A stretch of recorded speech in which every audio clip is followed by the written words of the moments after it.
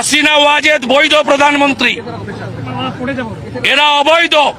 হাসিনা ওয়াজেদ প্রধানমন্ত্রী হিসেবেই ঢাকাতে শাহজালাল এয়ারপোর্টে নামবেন, স্যালুট দিয়ে নিয়ে যেতে হবে। পশ্চিমবঙ্গের রাজনীতিতে এক অভাবনীয়, অপ্রত্যাশিত এবং ঐতিহাসিক ঘটনা ঘটে গেছে। টানা 15 বছরের একচ্ছত্র তৃণমূল সাম্রাজ্যের পতন ঘটিয়ে পশ্চিমবঙ্গের মসনদে বসেছেন শুভেন্দু অধিকারী। মমতা বন্দ্যোপাধ্যায়ের এই বিদায় এবং বিজেপির এই নিরঙ্কুশ উত্থানকে ভারতের অভ্যন্তরীণ রাজনৈতিক বিশ্লেষকরা হয়তো একটি সাধারণ পালাবদল বা ডাবল ইঞ্জিন সরকারের বিজয় হিসেবে দেখছেন। কিন্তু ঢাকার জন্য, বাংলাদেশের আপামর জনসাধারণের জন্য এবং সর্বোপরি বাংলাদেশের রাষ্ট্রীয় নিরাপত্তার জন্য এই ফলাফল কোনো সাধারণ খবর নয়। এটি এক চরম এবং ভয়াবহ অশনি সংকেত। গত 1 দশক বা তারও বেশি সময় ধরে পশ্চিমবঙ্গের সাথে বাংলাদেশের যে হিসেব নিকেশ এবং পারস্পরিক আস্থার জায়গা ছিল তা আজ থেকে পুরোপুরি ধূলিসাৎ হয়ে গেছে। মুসলিম বিদ্বেষী শুভেন্দু অধিকারীর এই বিজয় বাংলাদেশের জন্য এমন এক চতুর্মুখী বিপদের জাল বুনতে যাচ্ছে যার প্রভাব হতে পারে সুদূর প্রসারী এবং ধ্বংসাত্মক। দর্শক, আজ আমরা আন্তর্জাতিক সম্পর্ক, ভূরাজনীতি এবং ডাটা বিশ্লেষণের মাধ্যমে অত্যন্ত গভীরভাবে আলোচনা করব কেন শুভেন্দুর এই জয় বাংলাদেশের জন্য কোনো আশার আলো নয়, বরং চারদিক থেকে ধেয়ে আসা এক নিশ্ছিদ্র অন্ধকারের স্পষ্ট পূর্বাভাস। প্রথমে আসা যাক এই আলোচনার সবচেয়ে স্পর্শকাতর, ভয়ঙ্কর এবং আন্তর্জাতিক আইনের পরিপন্থী দিকটিতে।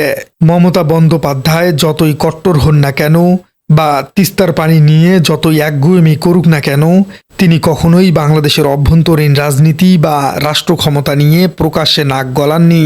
বাংলাদেশের ক্ষমতায় কে থাকলো কে না থাকলো তা নিয়ে মন্তব্য করা থেকে তিনি সবসময় নিজেকে সযত্নে দূরে রাখতেন, যা একজন প্রতিবেশীর জন্য ন্যূনতম কূটনৈতিক শিষ্টাচার। কিন্তু শুভেন্দু অধিকারীর অবস্থান এর সম্পূর্ণ বিপরীত এবং চরম আগ্রাসী। তিনি মুখ্যমন্ত্রী হিসেবে শপথ নেবার অনেক আগেই বাংলাদেশের বর্তমান রাজনৈতিক বাস্তবতা নিয়ে সরাসরি চ্যালেঞ্জ ছুড়ে দিয়েছেন। বাংলাদেশে যখন এক বিশাল ছাত্র জনতার গণ অভ্যুত্থান এবং রক্তক্ষয়ী পালাবদলের পর বর্তমানে নির্বাচিত সরকার অর্থাৎ বিএনপি এবং জামায়াতের এমপিরা দেশ পরিচালনা করছে, ঠিক তখনই শুভেন্দু প্রকাশ্যে বাংলাদেশের সরকারকে অবৈধ বলে আখ্যা দিয়েছেন। তার স্পর্ধা এখানেই থেমে থাকেনি। তিনি অত্যন্ত দম্ভের সাথে স্পষ্ট ভাষায় ঘোষণা করেছেন যে তিনি এখনো পলাতক শেখ হাসিনাকেই বাংলাদেশের বৈধ প্রধানমন্ত্রী হিসেবে মানেন। বৈধ প্রধানমন্ত্রী, এরা অবৈধ। হাসিনা ওয়াজেদ প্রধানমন্ত্রী হিসেবেই ঢাকাতে শাহজালাল এয়ারপোর্টে নামবেন, স্যালুট দিয়ে নিয়ে যেতে হবে। এবং তার বদ্ধমূল বিশ্বাস, শেখ হাসিনা খুব শিগগিরই সসম্মানে বাংলাদেশে ফিরে আবার সরকার গঠন করবে। একজন ভিনদেশী প্রাদেশিক নেতার মুখে একটি স্বাধীন সার্বভৌম দেশের বর্তমান সরকার নিয়ে এমন সরাসরি উস্কানিমূলক এবং ঔদ্ধত্যপূর্ণ মন্তব্য আন্তর্জাতিক কূটনীতিতে চরম শিষ্টাচার বহির্ভূত এবং অনভিপ্রেত। এটি কেবল একটি বক্তব্য নয়, এটি বাংলাদেশের স্বাধীন অস্তিত্বের প্রতি সরাসরি কুঠোরাঘাত। এই বিষয়টি সন্দেহাতীতভাবে প্রমাণ করেছে যে শুভেন্দু অধিকারী বাংলাদেশের সাথে কোনো বন্ধুত্বপূর্ণ প্রতিবেশী হিসেবে কাজ করতে আগ্রহী নন, বরং তিনি দিল্লির হয়ে একজন আধিপত্যকামী, ছড়ি ঘোরানো শাসক হিসেবে আচরণ করতে পারেন। তিনি ক্ষমতায় বসার আগেই বুঝিয়ে দিয়েছেন তার সরকার বাংলাদেশের বর্তমান বিএনপি সরকারের সাথে কোনো ধরনের সহযোগিতামূলক আচরণ তো করবেনই না, উল্টো পদে পদে বাধার সৃষ্টি করবেন। এই উস্কানিমূলক অবস্থানের ভয়াবহ পরিণতি হিসেবে দ্বিতীয় যে মারাত্মক বিপত্তি বাংলাদেশকে ধেয়ে আসছে তা হলো সংখ্যালঘু কার্ড বা হিন্দুত্ববাদ। শুভেন্দু অধিকারী এবং তার দল বিজেপি আগাগোড়াই কট্টর হিন্দুত্ববাদী এবং উগ্র মুসলিম বিদ্বেষী রাজনীতির জন্য পরিচিত। তিনি এখন পশ্চিমবঙ্গের ক্ষমতায় বসে বাংলাদেশের সংখ্যালঘু হিন্দু সম্প্রদায়কে নিজের ভূরাজনৈতিক হাতিয়ার হিসেবে ব্যবহার করবেন না তার কোনো গ্যারান্টি নেই, বরং অতীত ইতিহাস বলে সেটি হওয়ার সম্ভাবনাই অনেক বেশি। তিনি তার রাজনৈতিক ফায়দা হাসিল এবং বাংলাদেশের সরকারকে চাপে রাখার জন্য বাংলাদেশের অভ্যন্তরীণ যে কোনো ছোটখাটো ঘটনা বা বিচ্ছিন্ন অপরাধকে ফুলিয়ে ফাঁপিয়ে এমনকি ফেক নিউজ বা ভুয়া তথ্য ছড়িয়ে আন্তর্জাতিক অঙ্গনে উপস্থাপন করতে পারেন। আর এই বিষয়ে ভারতের কলকাতার মিডিয়ারা যে ওস্তাদ, সে বিষয়টি বাংলাদেশের মানুষও খুব ভালো করেই জানে।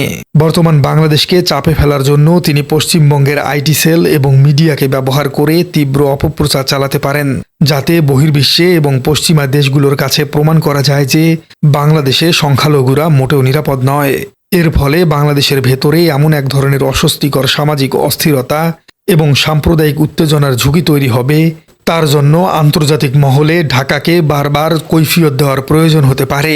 শুভেন্দু অধিকারীর এই নীতি বাংলাদেশের হাজার বছরের যে সাম্প্রদায়িক সম্প্রীতি এবং সামাজিক ঐক্য রয়েছে তার জন্য এক বিশাল এবং সরাসরি হুমকি। এবার আসা যাক সেই বহু চর্চিত তিস্তা চুক্তি এবং পানি রাজনীতির প্রহসনে। অনেকেই হয়তো অত্যন্ত সরল বিশ্বাসে এবং আবেগের বশবর্তী হয়ে ভাবছিলেন যে পশ্চিমবঙ্গে মমতা বন্দ্যোপাধ্যায়ের বিদায় হলে কেন্দ্রে এবং রাজ্যে বিজেপির ডাবল ইঞ্জিন সরকার বাংলাদেশের তিস্তা চুক্তির জট জাদুর মতো খুলে দিবে। কিন্তু আন্তর্জাতিক সম্পর্কের চরম বাস্তবতায় এটি একটি ডাহা ভুল এবং হাস্যকর ধারণা। প্রথমত, তিস্তা চুক্তি যে কেবল মমতা বন্দ্যোপাধ্যায়ের একগুঁয়েমির কারণেই আটকে ছিল তা পুরোপুরি সত্য নয়।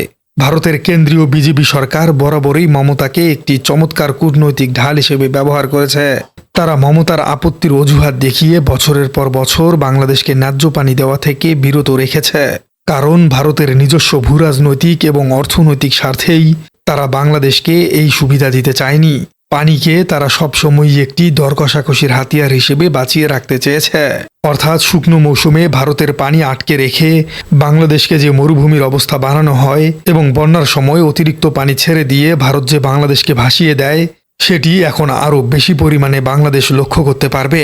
এখন শুভেন্দু অধিকারী ক্ষমতায় আসায় সেই ঢাল হয়তো সরে গেছে, কিন্তু বাংলাদেশের পানি পাওয়ার সম্ভাবনা এক বিন্দুও বাড়েনি, বরং চিরতরে শেষ হতে চলেছে।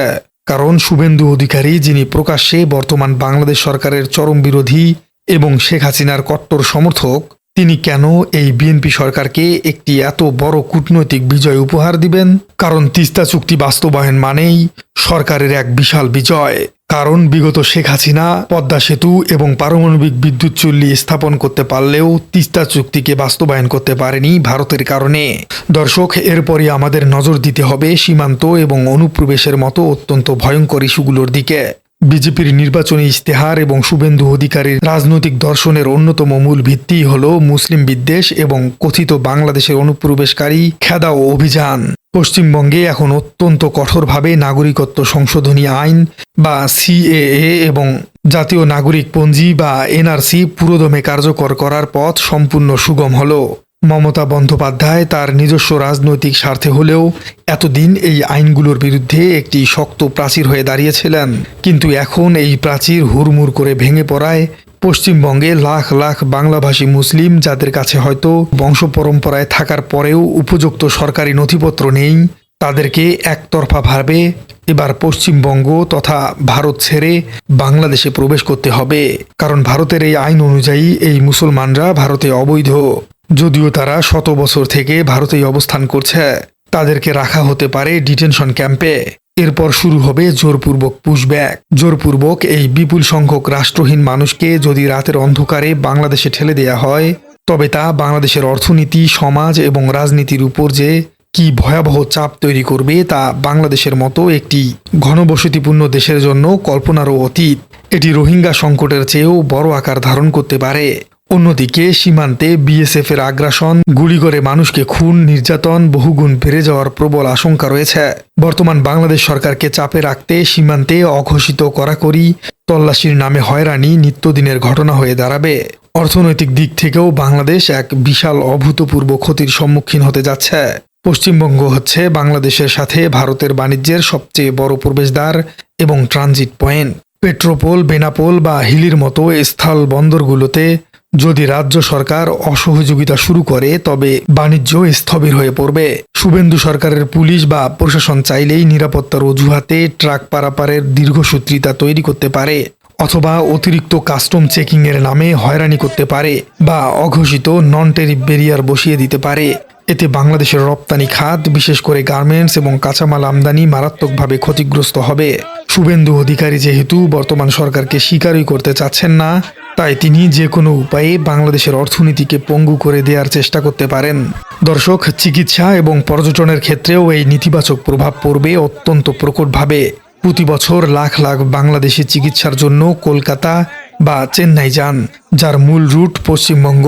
শুভেন্দু সরকারের আমলে বাংলাদেশিদের জন্য ভিসা প্রক্রিয়াকে ইচ্ছাকৃতভাবে অত্যন্ত জটিল এবং ধীরগতির হয়রানিমূলক করে তোলা হতে পারে।